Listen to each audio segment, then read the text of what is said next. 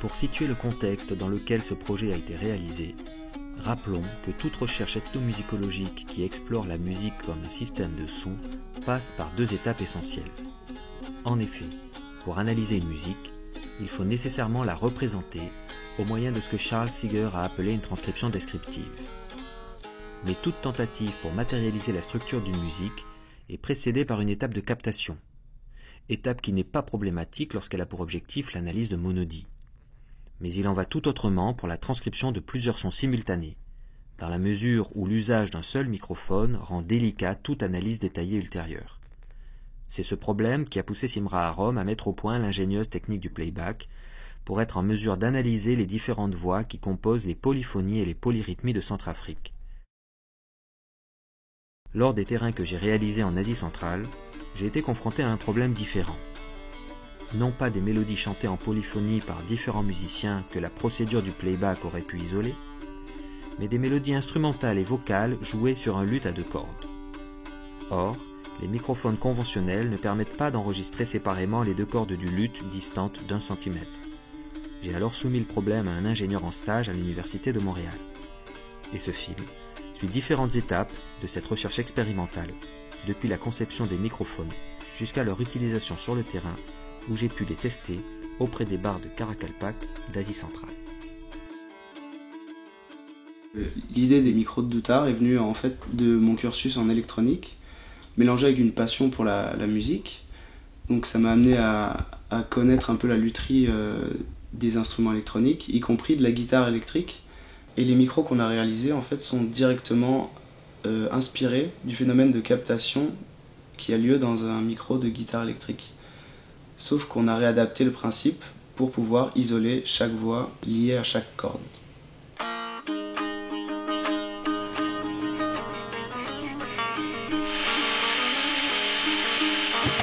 Hop, nickel. Donc la partie principale en fait elle est composée d'un support et des 2 bobines de captation qui vont isoler le son de chaque corde. Ces bobines en fait ont été tirées de haut-parleurs électroniques qu'on appelle des buzzers classiquement. Donc le principe a été inversé dans le sens où maintenant elles servent à capter le son et non plus à l'émettre. Les bobines utilisées en fait sont tirées de haut-parleurs du commerce, de haut-parleurs électroniques très répandus, donc très peu coûteux. Comme les bobines sont des composants électroniques de très mauvaise qualité, mais en fait cette caractéristique a aidé à l'isolation de chaque corde. Concrètement, ce manque de sensibilité permet d'avoir une zone très réduite de captation autour du microphone, de chaque microphone, ce qui permet de ne pas avoir de recoupement entre les captations, donc pas avoir le son d'une corde dans le mauvais micro. Pour les vis ça fera, et juste que les trucs tombent un peu en face aussi. Comme l'espace de captation de chaque micro est très restreint, on a une grosse contrainte physique sur l'emplacement des micros par rapport à la corde. Donc il faut qu'il soit très proche de la corde, environ quelques millimètres, 3 mm environ. Et on n'a aucune tolérance sur la déviation autour de la corde. C'est-à-dire qu'il faut qu'on soit dans l'axe de la corde. Ça glue tout et puis ça bouge plus. Donc là après ça craint plus trop, bon même si là ça craint rien, les câbles tu peux, vraiment c'est dur à arracher quoi. Si je rajoute encore de la silicone par dessus, je pense que c'est nickel. On a choisi d'utiliser des lanières qui passent autour du micro et qui viennent entourer toute la caisse de résonance du Doutar.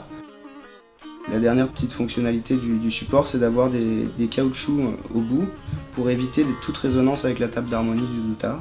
Ce système permet que le support soit bien fixé sur le Doutar, donc très solidaire, mais en même temps qu'il n'émette pas de résonance supplémentaire ou qu'il ne change pas le timbre en fait, du Doutar. D'accord. Donc là, je t'enregistre.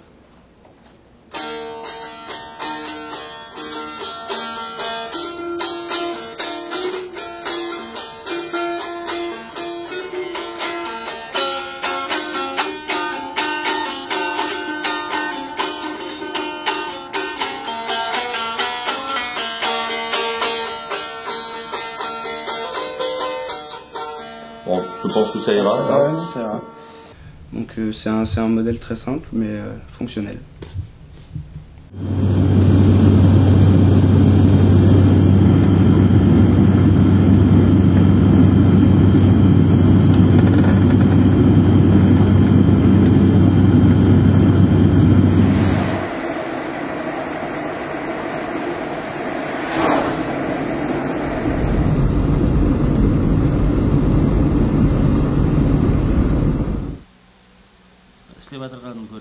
La principale contrainte physique liée à l'implémentation du micro et surtout sa fabrication, ça a été de pouvoir s'insérer entre un bras de barde et son instrument donc, et la table d'harmonie du guitare.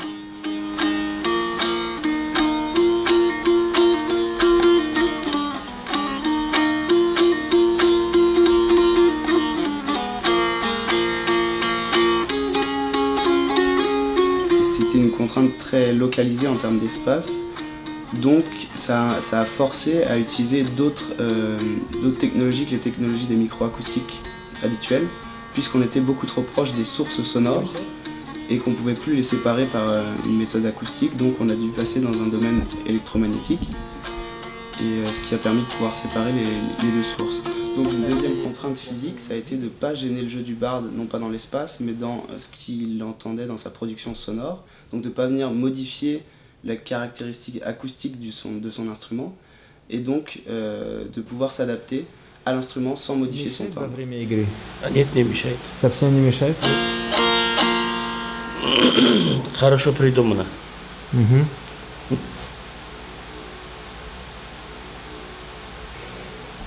А как звук чуть-чуть закрытый, да? Да, чуть-чуть закрытый, потому что здесь он сел Да. на это, На доску, деку. на деку. Да. И это, наверное, от этого кажется.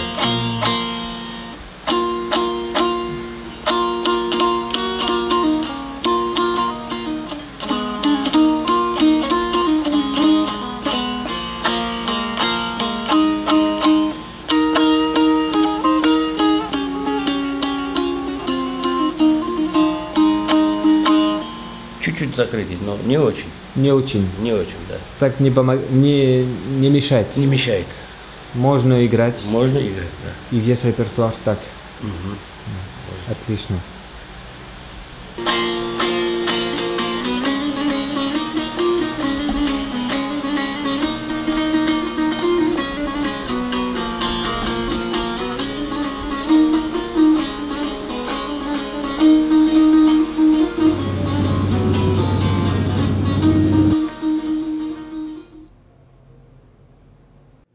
Hop, elle est là. Tac. Tu glisses là-dedans. Quand tu glisses sur le dessin.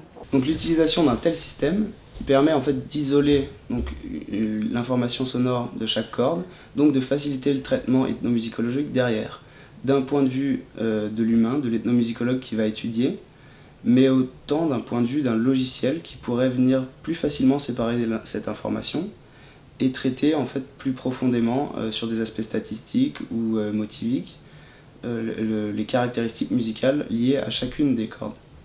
Le développement possible pour un tel type de système, ce serait déjà de l'étendre à tout type d'instruments qui ont deux cordes métalliques, mais pour aller encore plus loin, on pourrait même envisager plusieurs micros en série qui s'ajouteraient. Ici on s'est limité à deux, mais pour des harpes ou n'importe quel autre type d'instrument à cordes métalliques, bien sûr, on pourrait envisager de concevoir le même système qui pourrait tout aussi bien séparer chaque voix liée à chaque corde.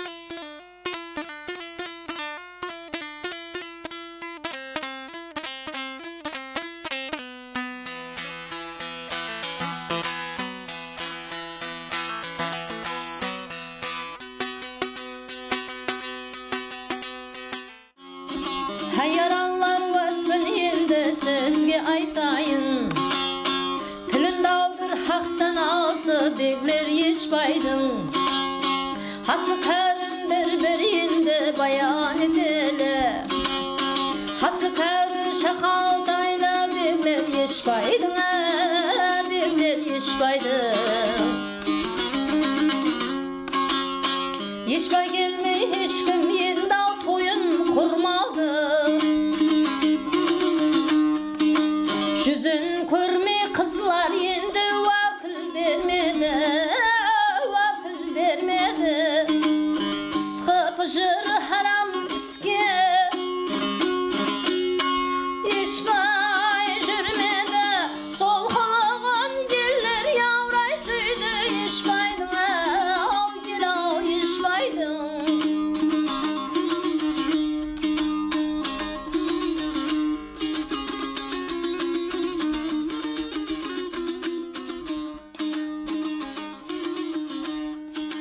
Саузыны көте